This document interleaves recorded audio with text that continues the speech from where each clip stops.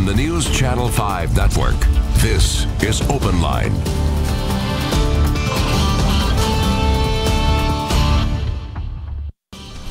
Hello everyone, welcome to OpenLine. Very good show tonight. Glad you're here. We want to hear from you as the night goes on. We're talking about two topics, a wide variety of topics, but both equally interesting and important. We're talking about, number one, the Community Oversight Board, and we are talking with the attorney who represents the Fraternal Order of Police. As you know, the Fraternal Order of Police opposes the referendum that is currently on the ballot that would establish a Community Oversight Board. We are also talking about the death penalty, and this same attorney, who you will all know when I introduce him, represented the last man to be executed in Tennessee. We will talk about what he saw and his views on that. Happy to have with us David Raybin, a well-known Nashville attorney. David, thank you for being here. Thank you for asking me. All right, two topics, different, important, big. But let's start with the Community Oversight Board. We have had on this show people that, Community Oversight Now, organizations that support this. You represent the Fraternal Order of Police. Why do they oppose what is on the ballot right now? It's a great question. We're opposing it in two different ways. The first is we've gone to court challenging whether it should even be on the ballot or not. The issue deals with the number of signatures based on a previous election as to whether it qualified. We contend that it does not. That issue is in front of the Court of Appeals, and we're going to have oral argument in a few weeks about that. But while that is pending, the issue in front of the voters is whether or not they should vote for or against this community oversight. And the Fraternal Order of Police has taken out ads, billboards, and the like, opposing it and suggesting that the population vote against it. My discussion with you will be very limited as to why I think from a legal standpoint there are problems with it. We're not alone in opposing it. The mayor has suggested that it is not, this version of it should not be enacted by the people. And we think that that is certainly an appropriate response. We can look at other oversights later down the road, but the discussion should be whether this proposal should be enacted, and we suggest it should not. And so as we set the table for the discussion, what would this do? This proposal would establish a Community Oversight Board. How large is it? What sort of powers would it have? Just broadly speaking, just what would this do? Well, the first thing that it would do is cost $10 million in 5 years. The budget for this is astronomical. I'm not aware of any other referendum that appropriates a specific amount of money except for that transportation thing they had a year or so ago that failed miserably. You don't want to have a specific appropriation in a referendum like this. So just the fiscal impact of it is outrageous. And then it sets the salaries for the director and all the different investigators. And we've done some research and found that the receptionist is to be paid $50,000 a year, which is $10,000 more than a beginning police officer. So we're thinking that there's some real serious disconnect on that. But is that the primary concern? Is it the fiscal impact? I know, there are groups that have sent out statements saying they oppose it based on the cost, which I believe there's a $1.5 million to $2 million a year budgetary item to establish this board. It would give them an executive director and three investigators, a community liaison. Now, those who support it say after some of the things that have happened, there have been 2 shootings of black men in Nashville. They say there should be some sort of community oversight. Well, we have community oversight. It's called the Davidson County Grand Jury. There's a federal grand jury that can look at these cases. There's internal affairs. There are other agencies, the FBI, for example, the TBI can review these issues.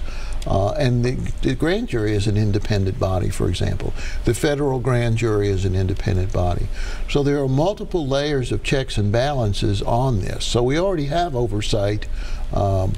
But on the fiscal side, that $10 million could be better spent to give our officers body cams, for example. Imagine these cases that you've spoken about, if it could be unequivocally established what occurred with a body cam. These officers are in areas of the city where they have no body cams.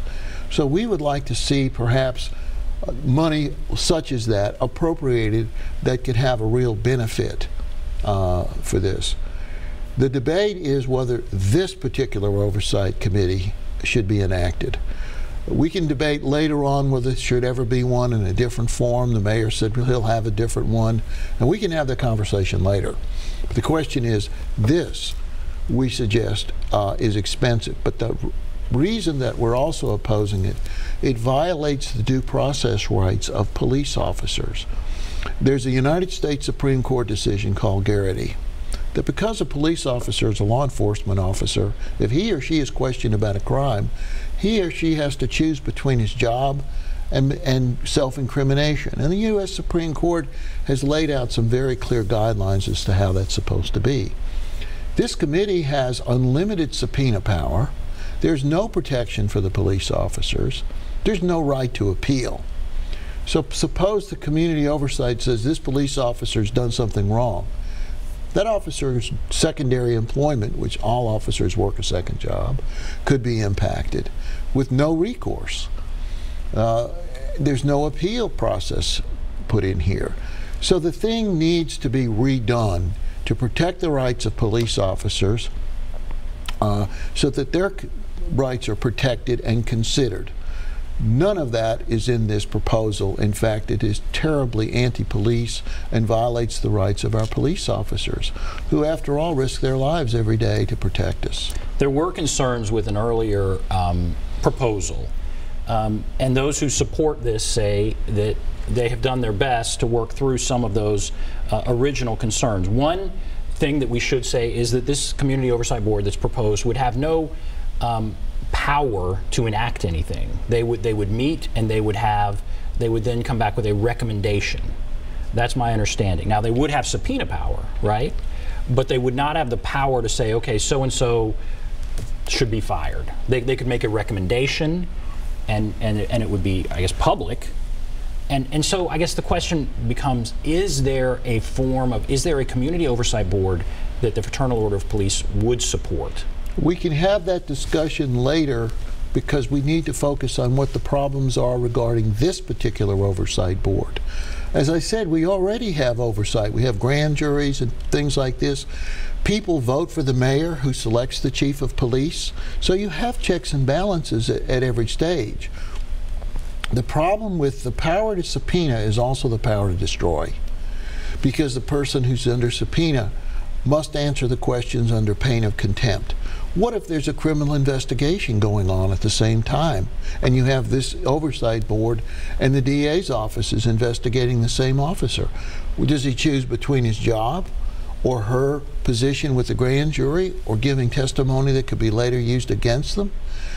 There's no checks and balances in this thing. There's no oversight over the oversight as to how they're going to conduct their business. And that is part of the problem. The other thing is, who appoints them? The people who are appointed here are political appointees. What sophistication do they have to have? What qualifications do they have to have? They all have to be approved by the council. 7 of the 11 board members will be nominated by community organizations or private petitions signed by 50 Davidson County residents and approved by a majority vote of the council. The mayor will appoint some. So yeah, they'll have to be approved by a majority of the council. Is that? But what qualifications do they have? What professional qualifications do they have? What agenda do they have? What about highway patrol officers? Do they look at highway patrol officers who are not metro officers? I mean, this thing has not been thought out correctly, and I think that is the concern. But the most important thing as an attorney I'm concerned about is the due process right of my clients to being compelled to give testimony in a court-like setting with no appellate rights, no due process rights, and being compelled upon pain of contempt to give testimony in a case that may already be going on. I understand. I am in complete I understand the thing that people want to have input. People want to have transparency. That makes perfect sense. We have an open government. But in most of these cases, once the matter is investigated, then many of the files are released and the public can look at them. There's no great secret there. But like any other criminal investigation, there's two sides to every story, and we already have tools at hand to look at these things. There are a lot of other things that have to happen. Training. We want to have appropriate training for our officers. We have the best trained police force in the state, but you can always improve. A community oversight board could make suggestions about the kind of training the officers should have. There was a terrible shooting in Sacramento recently. The chief of police there solicited comments from the community about how to change the guidelines of foot pursuits, for example, in Sacramento. That was totally appropriate, and he took information from the public about what should happen, and there were changes made. That's the kind of thing where community involvement is essential to having public confidence in the police department and our police officers. If this passes, would the FOP file a lawsuit? Would they say that this is not compliant with current law? Absolutely. So if this passes, there will be a lawsuit. There will be, because that will threaten the rights of the existing police officers. We hope that it's unnecessary, but we cannot live in a situation where officers are threatened with subpoenas and that kind of thing in the future when they have due process rights to their jobs. These officers have to work second jobs to survive, to support their families. A board like this could come along and vilify the officer to where no one would hire that person, and they would lose funds to support themselves and their family. What if they wanted to have a job somewhere else? There's also another oversight we haven't talked about, and that's post-commission. That's the police officer standard training. That's a state organization. They certify police officers. If you have some police officer that's off the grid, the post-commission can take away their certification. They can't be a law enforcement officer. So that's a state agency. So we think there's enough things in place now, but we feel very strongly that we need to have this particular proposal is not well thought out. It's certainly well intentioned. I certainly, of course. But it's not solved the problem. It's unnecessarily expensive and threatens the law enforcement community. All right, we're going to take some calls here. Let's go to the phones. Let's go to Ann. Hello, Ann. Are you there? Yes. Ann, go right ahead. What's on your mind? Yes. I have a question for the attorney, and then I also have a question for Mr. Hall. At what point did the FOP decide to interrupt a fellowship gathering with a press conference at the same place and time Tuesday evening? And then, Mr. Hall, I want to know if Channel 5 will be having the attorneys Holland and Horowitz on, giving community oversight equal time on OpenLine. That's a fair question. We have definitely had the other side on. Community Oversight now has been on at least once, maybe more than once, but I understand the question. And yes, we will let both sides have their say. I don't know about the other thing. I have no knowledge of that. I don't know what that's about. Okay. But Ann, I do appreciate that, and I understand the question. Community Oversight now has been on, and we will have both sides represented. Let's go to David. Hello, David. David, go right ahead. Yes, sir. How you guys doing today? Doing well. What's on your mind? I just want to say I'm totally in agreement with the Oversight Board. I feel like it's been other cities which have enacted citizen boards, like St. Louis, like Denver, and they tend to help. I don't like how you say that, oh, officers have to protect their second job. If an officer is acting in an inappropriate manner, he shouldn't have a second job. And us as citizens have the right to know what's going on.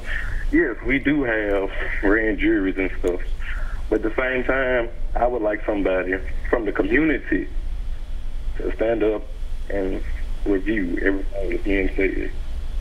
All right, thank you. So he's saying this works in other cities. He's pointing to St. Louis and some other cities, and he'd like a little more oversight. And when you see what's happened, you can understand where people are coming from. Well, the people who serve on the grand jury are citizens. The people who serve on regular juries are citizens. So there's citizen involvement at that level. I think that what this gentleman is suggesting is that there's maybe a distrust of our existing organization. But people can deal with that at the ballot box. Our leaders are the ones that pick the chief of police. The mayor decides who the chief of police is.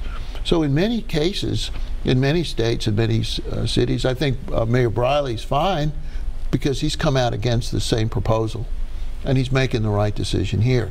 But ultimately, if you don't like the way the chief of police is running the police department, you can change mayors who could change the chief of police and deal with it that way. That's part of the political process. I certainly understand that other cities have oversight, but I'm not aware of anyone that is like this, where they're having that kind of budget with this kind of power with no oversight over the oversight. Mayor Briley has said, he's walking an interesting line, he supports the idea of a community oversight board. He just doesn't support the language in this proposal. And that's where the FOP is. I mean, we can have conversations about community oversight in the future, about how that might work and interact and work with the community. The police officers are members of the community. They're citizens, and they want public support and public people to have confidence in the police officers, because that's what they do all day. And so we can have that conversation. The question on the table is to what this particular proposal is appropriate or not, and we suggest that it's not. And lastly, before we go to break, there would be some who would say, well, that's just a tactic to kill this bill. I mean, you could pick anything apart. Do you realistically support a community oversight board? Or is there always going to be something to say, nope, not that, or not that? Well, I don't think the FOP wants to make a commitment about a concept without looking at the proposals, because there's lots of things that can be done, advisory boards, that kind of thing, make suggestions and the like, and have transparency, and that's always appropriate because they want to have support of the community. That's the most important thing, and the community have confidence in law enforcement. An oversight board can take many different forms. So in the abstract, community support is the most important thing for the FOP. This particular proposal is not appropriate, and that's what's on the table today. All right, we're going to take a break. If you're on the line, hold on. If you want to call, there's the number, 615-737-PLUS, 615-737-7587. We'll take a break. Be back right after this.